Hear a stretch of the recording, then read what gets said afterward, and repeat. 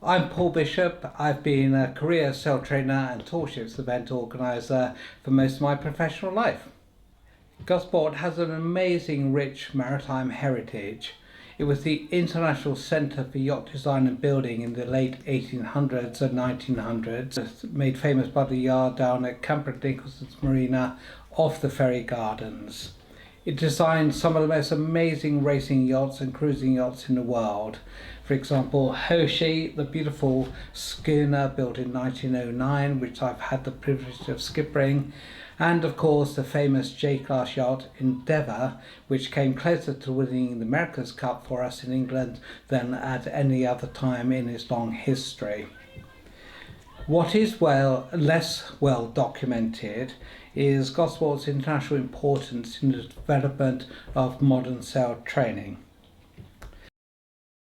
I started my professional career as a yachtsman in Gosport itself when I came to skipper the Nicholson 55 Lutein, which was owned by Lloyd's of London.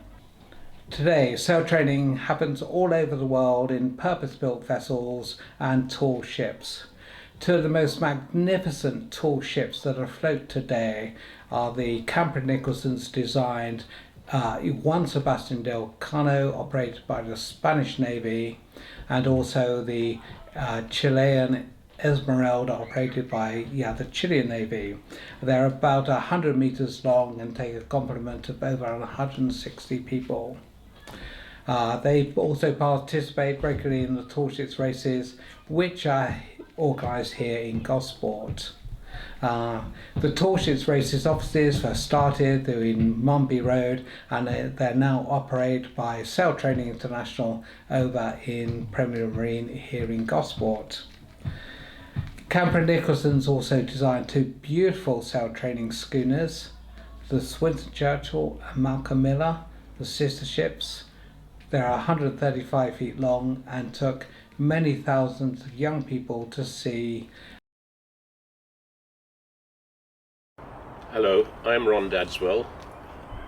I've been a variety of things in sail training.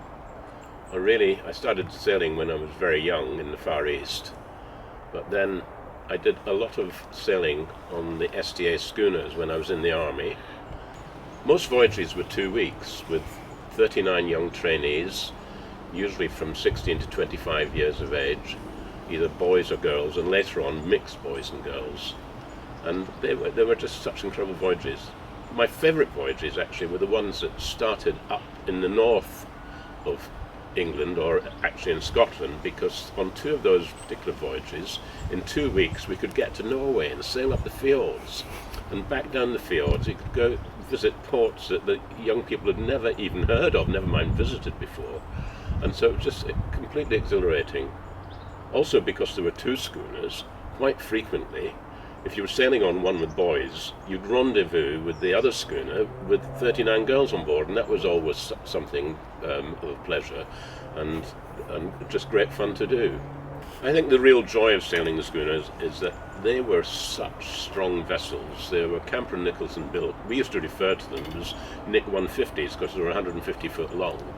And they could take any sort of weather, no matter what the weather threw at them, they could handle it. They were deep-keeled, they were long, they sailed beautifully, and they had such a sail organisation that you could sail under full sail, or you could get right down to, reef sails and sail in even the strongest gales.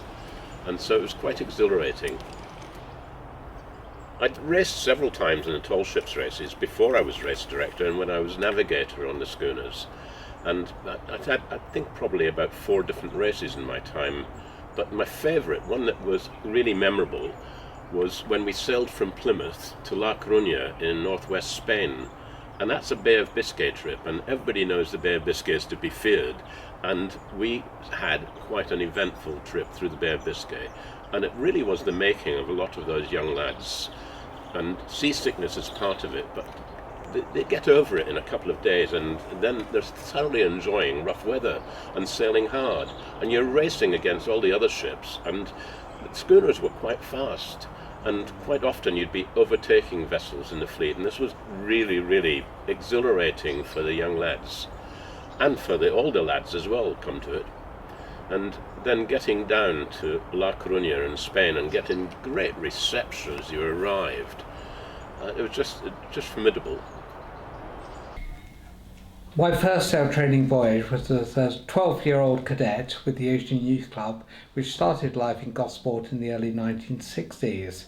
Its offices were originally in Stoke Gardens before they moved to the bus station, where it became the largest sail training organisation in Europe. It's now based in Royal Clarence Yard. I had the privilege of skippering a number of sail training vessels for the Ocean Youth Club, Scott Barter Commonwealth, Duet, John Lang, and also Sir Thomas Sopwith, which we took out to Australia for the bicentennial Tallships race in 1988. The Ocean Youth Club is now called the Ocean Youth Trust, and it's the Ocean Youth Trust South operates a fantastic sail training boat called Prolific, and their office are based here in Gosport. Hello, I'm Josh, staff engineer on board the sail training vessel Prolific. My first trip sailing with OYT South, I was joining John Lang on, I think it was quite a wet, miserable day, and I remember walking down the saloon steps and sitting around a table with a bunch of people. I had no idea who they were. I was really nervous and just unsure about what this really was, I suppose, at the time. Before I got on board, I was quite worried about meeting a load of new people, going sailing for the first time ever, and so I'd spent lots of time on boats but not actually sailing growing up in Gosport, and I was nervous about just what it would be like to be out on the open water and with a load of people that I'd never met before, doing something very new to me. I think the best bit on my first trip was getting soaking wet at the front of the boat, being that close to the water and having the waves breaking over, and like getting an adrenaline rush for playing with nature. So staff engineer on Prolific, a typical trip, we'll crew up with a group of young people, all sit around a table again. I still to this day get slightly nervous meeting with new people, but it's a great experience meeting all different people and getting them involved in the sailing, getting the huge sails up, everyone all lining up along behind the winches and shouting 2-6 heave and hauling the sail up all together. So first time with a new group of young people joining the boat, we'd welcome them on board, get all their bags down, normally in a chain, so they'll all line up and pass all the bags down, come on down onto the boat, all get round the saloon table, and it starts off and everyone's quite shy and reserved and they're trying to find their footing on the boat, working out what works for them, and then as the time progresses and they spend that time in a small space learning each other and like doing tasks together, getting the sails up, cooking, cleaning, having great fun, jokes and games. Everyone opens up and you see people sort of show their true selves and really get enthusiastic and learn more about themselves and sort of find different things that work for them, and you get such a diverse group of different people from the young people and the sea staff that everyone gets a chance to almost see what way works for them or what they really like, and just really get involved and have a brilliant time. The first Tallships race that came to Portsmouth Harbour was in 1974. This was the first year that the mighty Russian tallships joined in. I was business manager of the UK sail training umbrella organisation ASTO for a couple of years and helped set up its first offices based in Royal Clarence Yard here in Gosport. Hi there, I'm Lucy Grody. I'm the General Manager of ASTO, the Association of Sail Training Organisations. ASTO supports UK sail training. We have more than 30 charities all around the UK that take young people and people of all abilities to sea to learn about their own strengths, value of teamwork, communication and overcoming adversity. The biggest ship in our fleet is Tenacious, which is a 3-masted square-rigged tall ship, and she can take people of all abilities to sea. She's an accessible tall ship. Following from that, we have Pelican, which is also a 3-masted vessel. She does longer trips, so she has young people school age young people on board for several months at a time, and not only are they sailing, but they're still doing their schooling while they're on board. We have the Sea Cadet vessels in Fort Blockhouse. That's the brig TS Royalist, 2 power vessels and 2 yachts. We have lots of traditional vessels that started their life as something else but are now sail training vessels. This includes the topsail schooner Johanna Lucretia, based in Plymouth and operated by the Island Trust. We have pilot cutters. You may have seen Jolly Breeze that sails in and out of Portsmouth Harbour quite often. They're based on the Hamble. And we also have some modern vessels. So quite a few sail training vessels are originally built as racing yachts. So the yacht's operated by the Tall Ships Youth Trust, based in Gunwharf Quays. And we have Challenge Wales, and we also have Cat Zero up in Hull. Finally, we have some smaller vessels, including 2 that are based right here in Portsmouth Harbour.